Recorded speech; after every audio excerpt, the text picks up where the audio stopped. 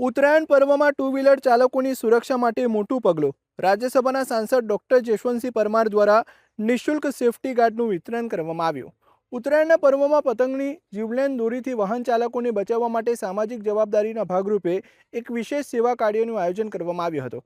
રાજ્યસભાના સાંસદ ડોક્ટર જશવંતસિંહ પરમાર દ્વારા નાગરિકોની સુરક્ષાને અગ્રિમતા આપીને ટુ વ્હીલર ચાલકો માટે સેફટી ગાર્ડનું નિઃશુલ્ક વિતરણ કરવામાં આવ્યું છે. દર વર્ષે ઉત્તરાયણ દરમિયાન પતંગના ચાઇનીઝ કે પાકા દોરાના કારણે અનેક ટુ વ્હીલર ચાલકો ગંભીર રીતે ઘાયલ થાય છે અથવા જીવ ગુમાવે છે.